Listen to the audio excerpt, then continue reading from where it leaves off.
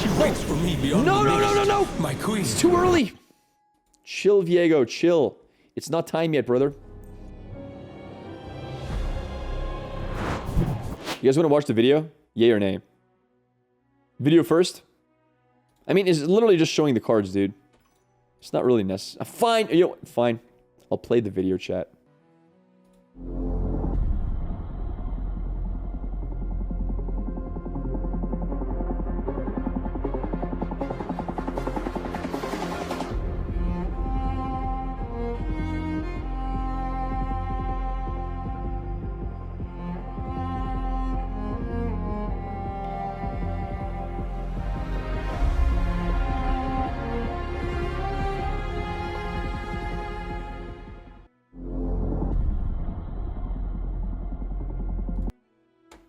Ba, ba, ba, ba, ba, ba. You see, I could have done that for you, dude.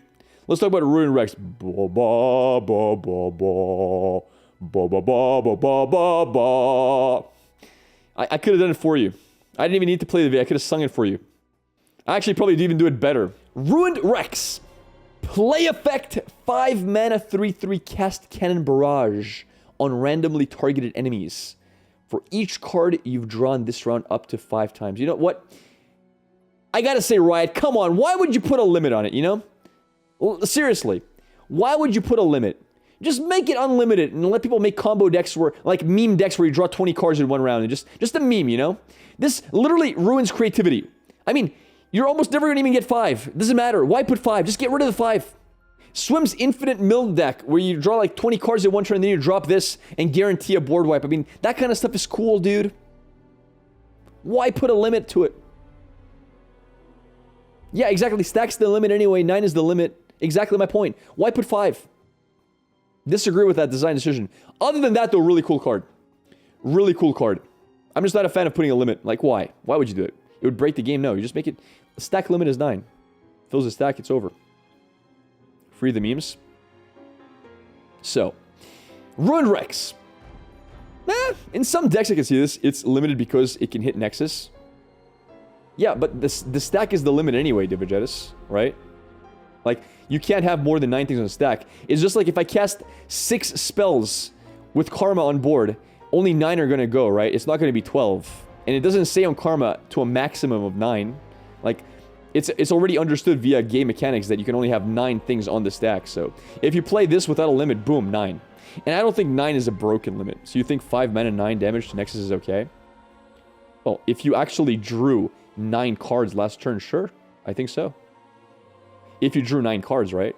You know how hard it is to draw 9 cards in one turn? Like, if you built your entire deck to draw 9 cards in one turn just to do 9 damage to Nexus, like, that's... Like, you literally built a crazy meme deck in order to do that. Like, no real tier 1 deck can do that. No deck can really draw 9 cards in one turn that easily. That's what I'm saying. If it was easy to draw 9 cards, I 100% agree with you. If it was easy to draw 9 cards. But, like... Even, like, it just feels like it's limiting for no reason. Because it's not easy to draw 9 cards. Like, you've already leveled up TF in one turn with that, right? It would be a cool idea. I mean... That's just my view on it. You don't have to agree, but I think... I don't know. I'm not a fan of the limit. It future-proofs it at least. True, I guess. I don't know. I think it would have been better without the limit. But that's my opinion, chat. You don't have to agree with me. I would have played around it maybe... I don't know. Really 5 times? Even with, especially with the Rummage nerf. You could draw 9 cards with a TF Fizz deck, to be fair. I think TF Fizz could draw 9 cards. It's been done to me before. But then it's only 9 damage to Nexus, and like it's a huge unlikely thing to happen. Maybe it would be a bit too strong. Draw number, you still have 5 mana to play. No, because you set it up the turn before. Like the turn before you play. Let me have a look. You don't need to play it all in one turn. That's the problem. Because I'm now thinking about delayed draw. So you have pick a card, right? You pick a card the turn before, or even do like double pick a card. That draws you, let's say, you play 2 pick a cards the turn before, that draws you 4 cards that turn, and then you have like 2 rummages. Like, you could do a massive amount of draws in one turn because yeah. Pool Shark as well, yeah, because it delays a draw. So you can use 2 turns to draw on one turn, then drop it on 5. it can be a little bit scary. I mean, okay, I understand why they did it. I understand. There is a very specific TF deck that can do this ridiculously. But even then, I just don't like, from a decision point of view, to be, like, limited in creativity. So, like, I like cards that just scale infinitely. Type 1 if you played Artifact back in the day. One of the beauties of the Artifact engine was there was no board limit. You could have 1,000,000 units on the board and stuff like that. And there was no real limit to what you could do. Your imagination was the limit.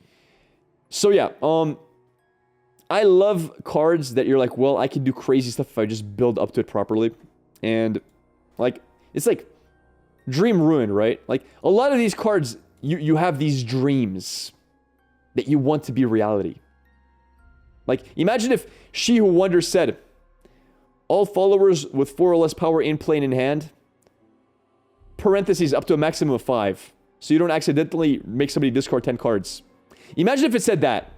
I mean, literally, you're almost never getting rid of more than like 4 or 5 cards anyway, right? But just putting the parentheses there, like, nah, it's no longer as fun. You don't dream of the day where you're putting discards 10 cards. You know? Limited.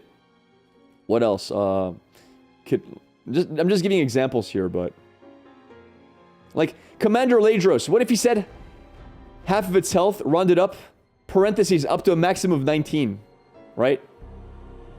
I mean, how often are you getting really Dreadway Ladros combo, but still.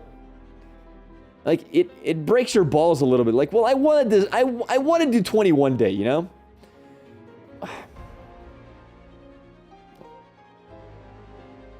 Like Karina Varaz, if she said up to a maximum of 5 damage.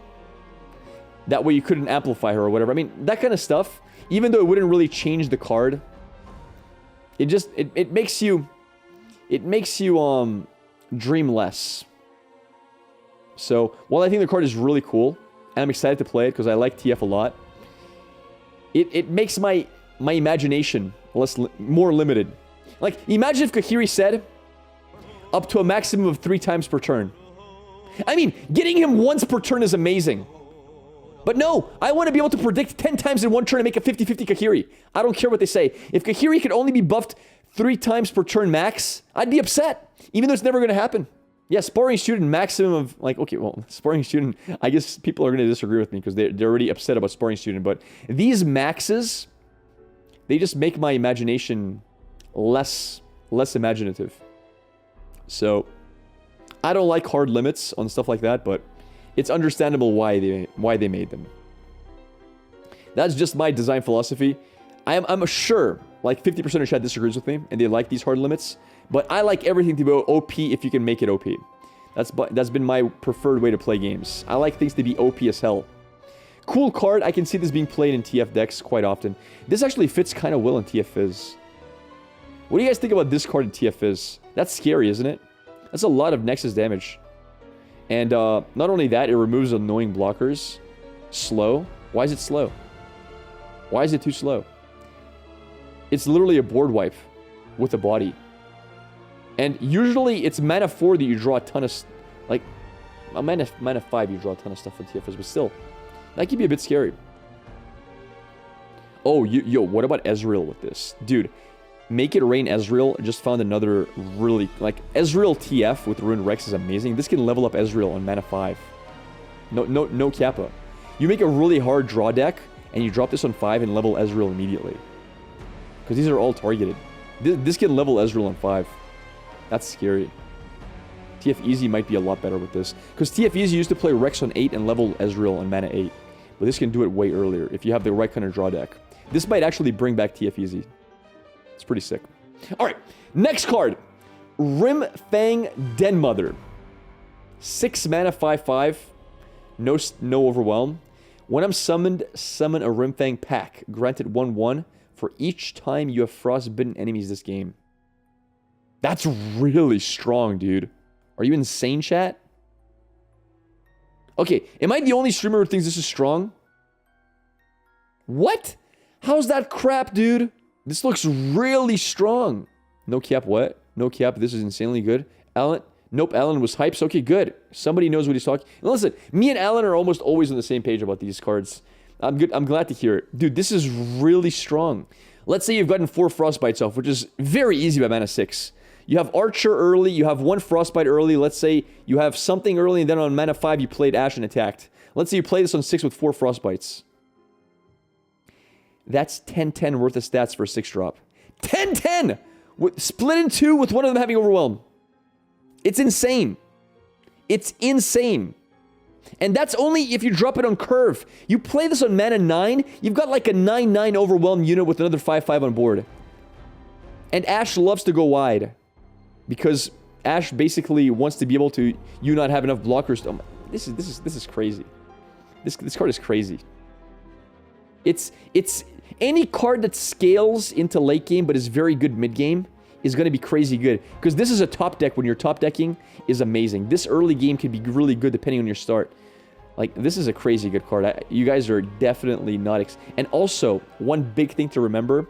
Right now, they nerfed Targon so hard. There's a lack of Hush on ladder.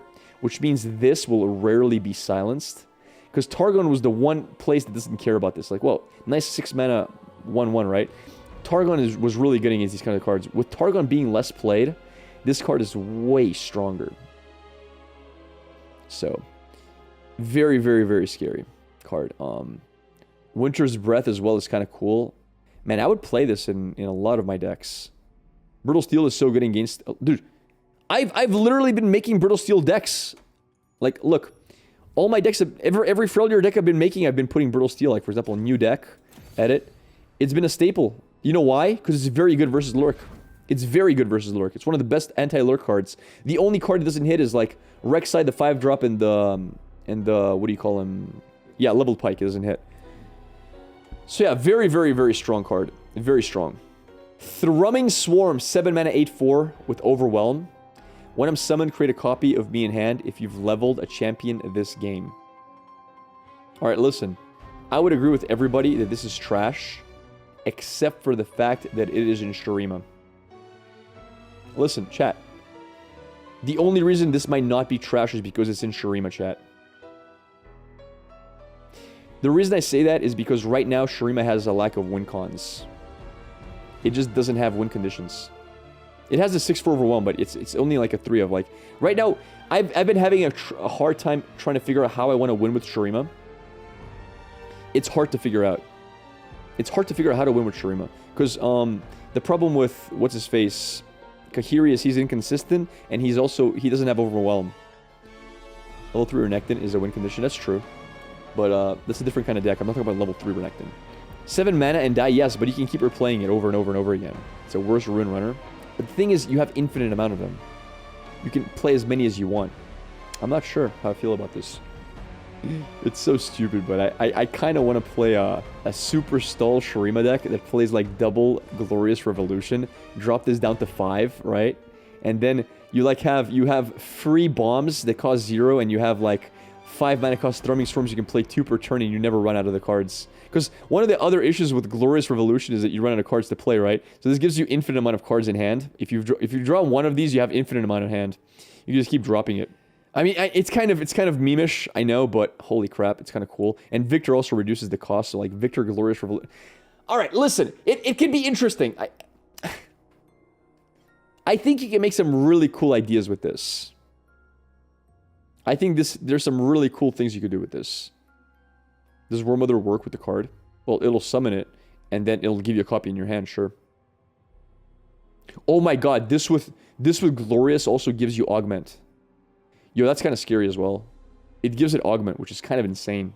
Yo, I want to make that deck. Okay, listen. I really want to make... I want to make Glorious Evolution Thrumming Swarm deck. With, either Zillion or Echo. Maybe even both. Yo, that would be sick.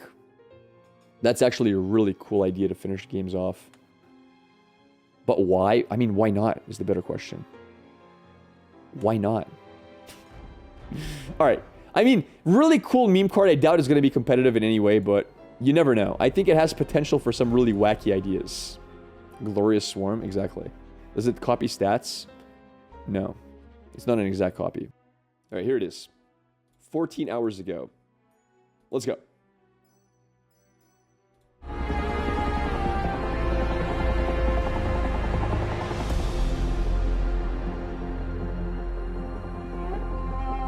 I don't know why you guys like these videos. The music is cool, but you know what? No. I did this yesterday. I put the video yesterday and it was a waste of my time. Listen, I can do better. I can do better than that. Listen, chat.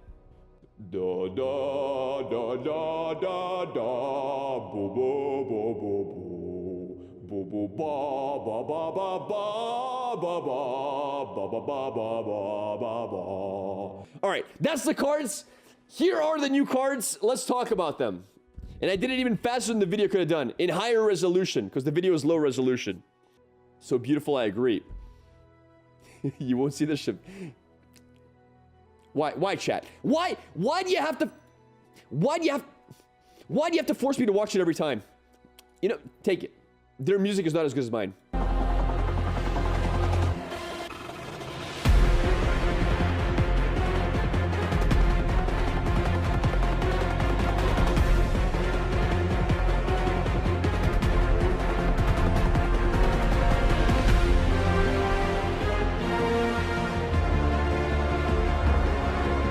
Alright, listen, she's pretty hot here, I gotta admit. This version of Shyvana is pretty hot. I will agree with that.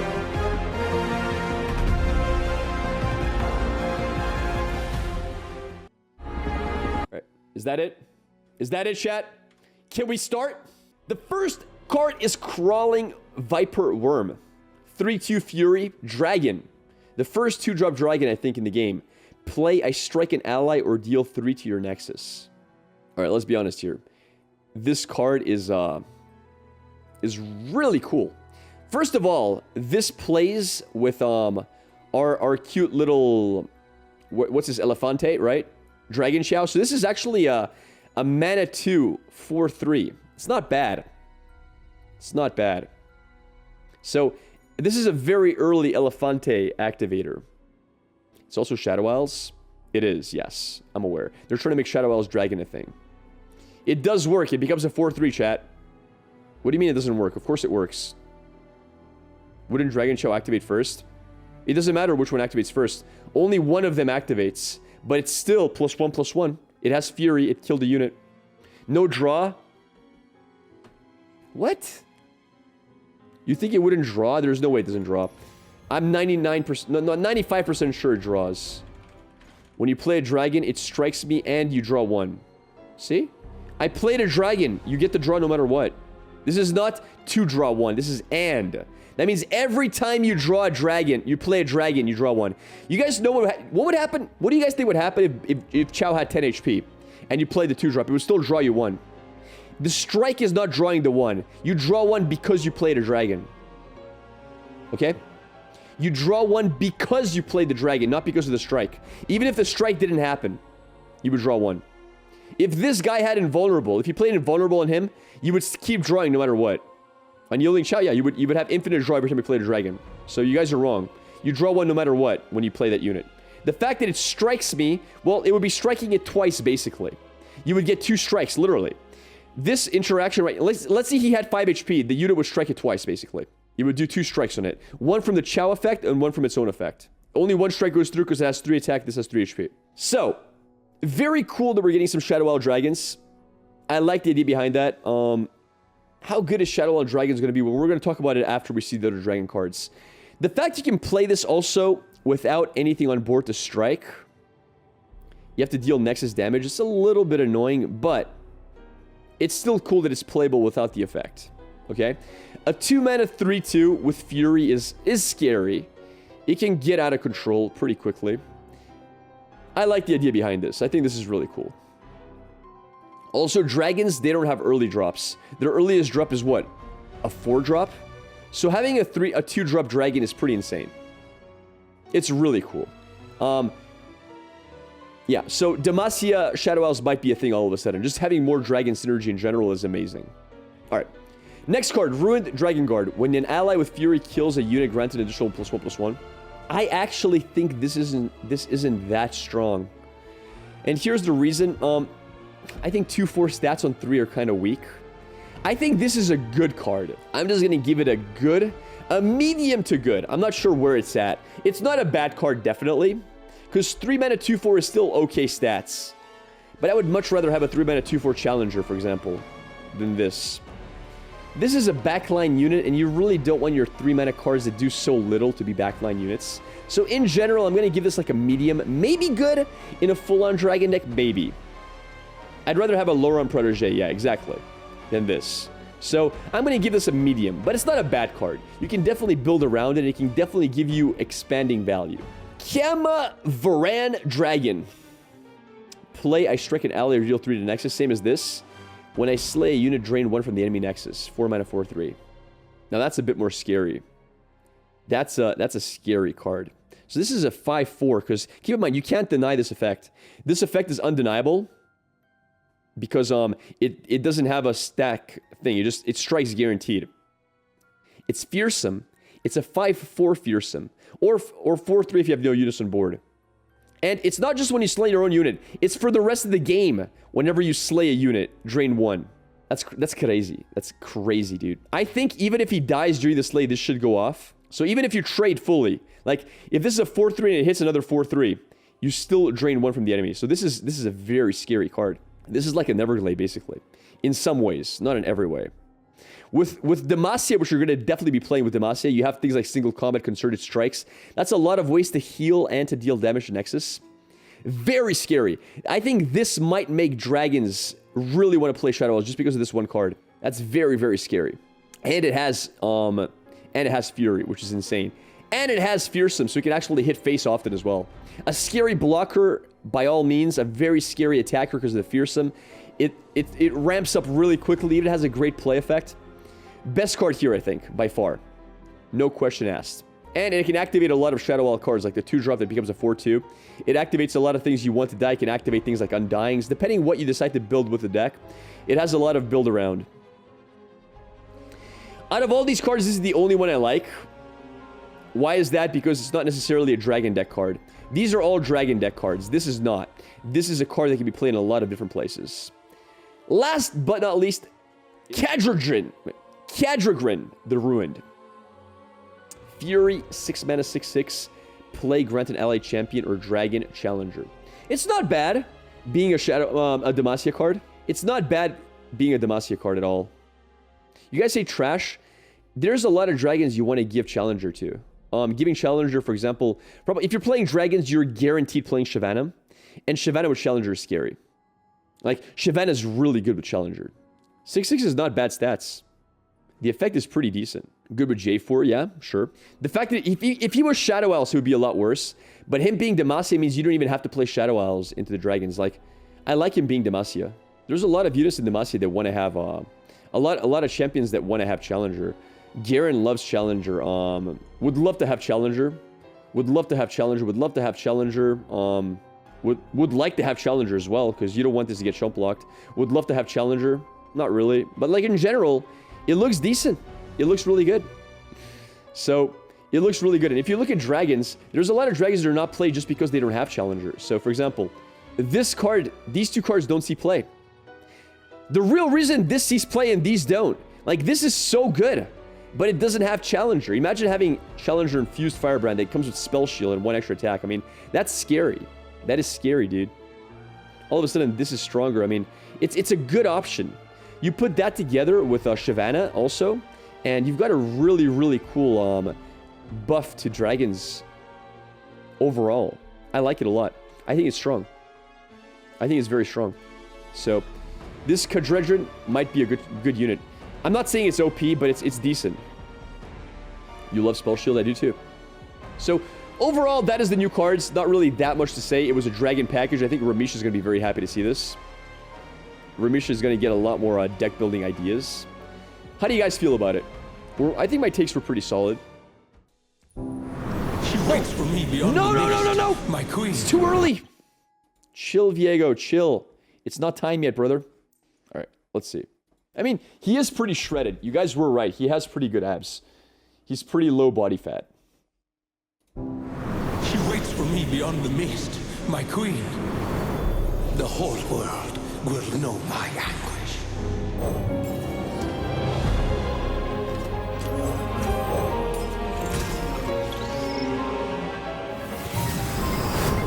Shadows of men, hungry to remember. Learn to fear a dragon's rage. Sentinels! You'll pay for this! See how my thralls scour the world. I've not seen this video yet. The dark beckons.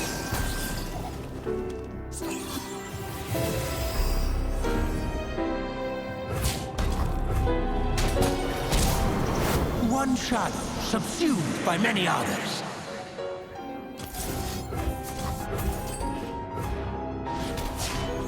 Witness my true power!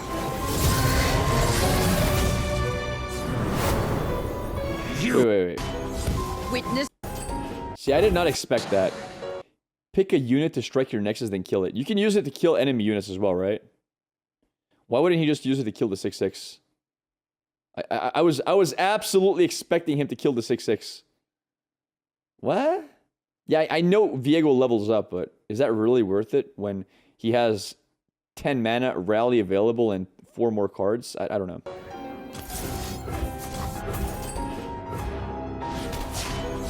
Witness. How did Shyvana level up?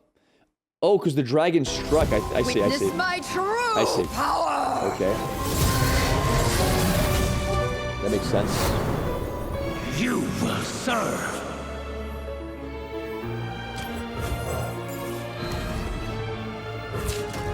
Oppose me and die.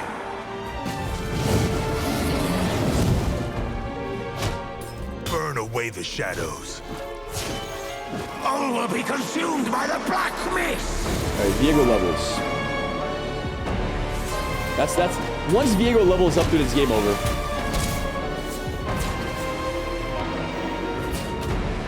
You matter so little.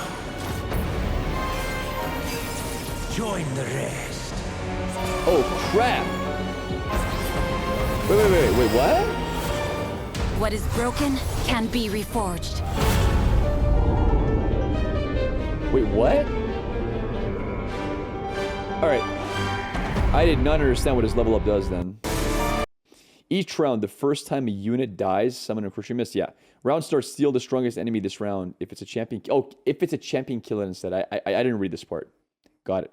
That's very interesting. But he's so hard to level up, isn't he? I've seen allies with 20 plus total power die. That's not easy to level up at all. That's actually very hard to level up. He's very slow. Imagine, this is actually, because it doesn't count himself, you have to have more units than Aurelian Soul on board in terms of power. More than Aurelian Soul. And they all have to die somehow. That's very, very difficult. Encroaching Mists can kind of help. Yes, I agree. Callista, that's very hard to do. Callista could be good. Undying could be interesting. Encroaching Mist deck could be cool. Mist Wraiths could be cool as well, because Mist Wraiths get a lot of attack really quickly. But then, here's the problem. He's a 5 mana, 4 HP unit, right? That has to stay alive on the board. But the really good part is, he gets value. As long as he's on board, these Encroaching Mists are kind of good. They're good chump blockers, right? Because they can block, if I'm not mistaken. Yeah, I'm pretty sure they can block.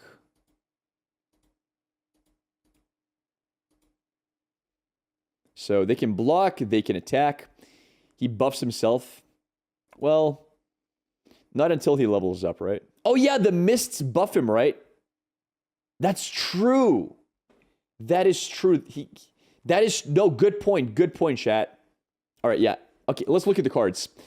We've seen the video. I'm going to open the cards right now. Dude, I'm really excited for this one. I think he can fit into a lot of deck archetypes. See, this, for me, is the kind of design I look for in this game, dude. Not like pre-constructed decks, but this exactly. All right. Viego. Dude, he's pretty awesome. The fact that Mist Wraiths, well, Encroaching Mist, I gotta call them. When I'm summoning, grant all allied Viegos and other Encroaching Mists everywhere +1/+1. That's insane. Dude, and what's even more insane is this 3-drop that goes along with it. This is gonna be disgusting. This is gonna be actually disgusting. Fading Memories? Well, you would never Fading Memories the Encroaching Mists. Probably not. But the fact that this guy... Okay, Anything that scales HP for that's insane. Look at any champion that scales HP, any unit that scales HP, and you'll find yourself an insane unit. He can become unkillable. Yeah, Nasus is a great example. Thank you, Nasus. Nasus is a very good example. It's one of the only examples we have, actually. Yeah, the problem with dragons is they scale HP after they take a massive amount of damage because they have to actually attack and kill something.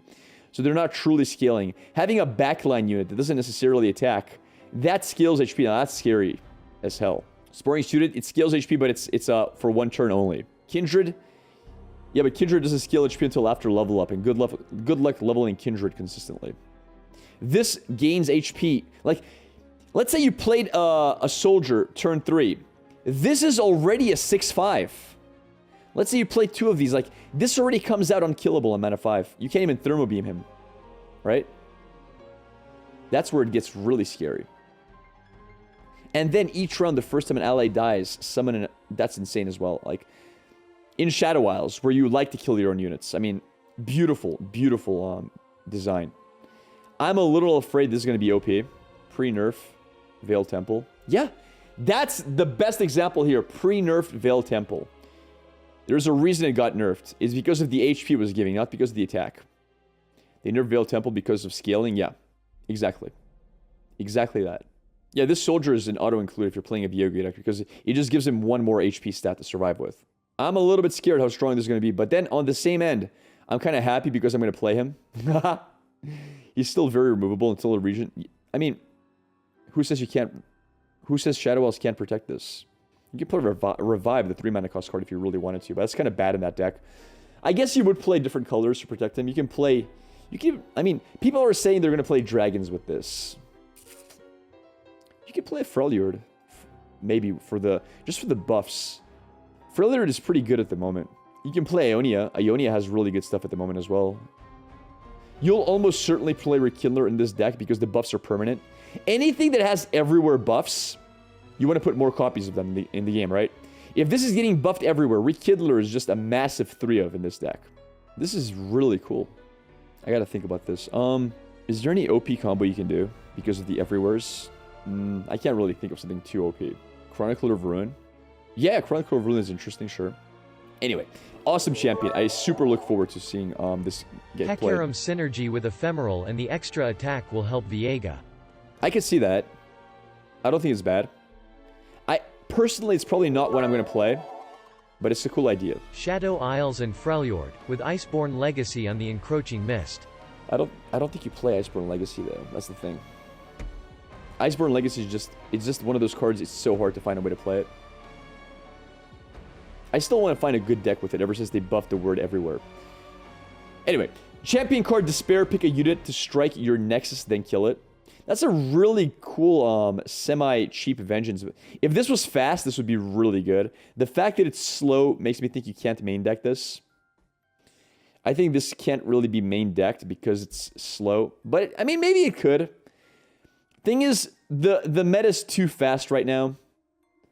And taking... like, if you're killing a really good unit, you're taking a lot of phase damage as well. It's really expensive. And you really never use this to kill your own unit.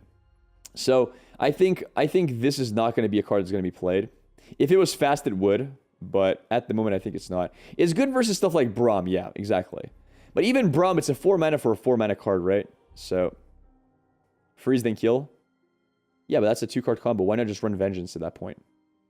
Viego's level up is amazing. I mean, round start steal the strongest enemy unit. I mean, this is just game winning. This is going to win the game on its own. On its own. Especially considering this deck will have ways to kill your own units in order to level him up. So, yeah. Just disgustingly strong. Encroaching Shadows Viego deck. Wait, isn't Encroaching Shadows the one that gives everything ephemeral plus 2/2? I don't know. Viego level up counters Nasus. It does, yeah, to an extent. But Nasus usually... He's looking for the OTK anyway. You drop Nasus, then you Atrocity. So I'm not really sure if it does counter it. But still, super cool concept for a champion. I think it's going to be very fun to play. I think it's going to be very tough to play against if he levels up. Snapfight is probably the best card for Viego's deck. Is it really, though? I don't know about that. Snapfight is very late to get onto the board. I'm not sure. Kindred, maybe? Because it has to be allies that die. That's a lot of dead allies. A lot of dead allies. I'm not sure how to get that many. One way you could do it as Mist Wraiths. Like, Mist Wraiths usually have like 5-6 attack each very quickly. So, like, 3 to 4 Mist Wraiths dead and you're good to do this. Matron is not bad. Ooh, Matron is pretty cool too with this. Wow, Cithria Matron could be a thing. That's a mana 8 combo to level Viego. It's not a bad idea. I actually don't mind it. This would fit very, very well in that. Callista, not bad either. Sharks. Ooh, Sharks is not bad either. That's a pretty good idea. Here's the thing, though. He has to see it happen, right? He has to see it happen, which means this is like a control deck. His win condition doesn't happen until like mana 9, 10, right? Because he has to be on board and then everything has to die. It's not like you've lost 20 plus damage worth of allies. No, he has to be on board and then it has to happen. So this is not going to be good with a fast deck that wants to win early. Because then he's going to be a dead card in hand. Von Yip with Encroaching Shadows. So this has to be geared towards late game. And I'm excited for this. It's one of the cooler cards out there. Main deck, Lamb's Respite. Maybe. Maybe. I don't know. Overall, really cool. Not really that many cards, so not much to see, but I am excited to see what else comes out. We're very close to it as well. Isn't it in 7 days? Like, getting this in 7 days is awesome. Here's a cool thing to consider. Maybe the cards are not going to be out immediately. They might give us a battle pass where we have to unlock the cards. It might take a while to unlock these cards. Isn't that what happened for the KDA? So the cards might be unlocked slowly, like one at a time. We might have to grind the battle pass in order to do it. For KDA, that was the way it happened. Like, you had to literally unlock... No, it wasn't a... It was a free-to-play... Guys, it was a free-to-play battle pass. You didn't have to pay for it. But you had to slowly unlock the cards. We might not get them immediately. Yeah, you weren't able to craft them in KDA. That's not pay to win. You have wild cards. In KDA, you were unable to craft it until after the event. After KDA was over, you could craft them. If you didn't unlock them. This is 5 cards. Yeah, you could craft the KDA ones after the event was over. But during the event, you couldn't craft. Wait, maybe we can do our own spin of ARAM. Is that... Can ARAM ever...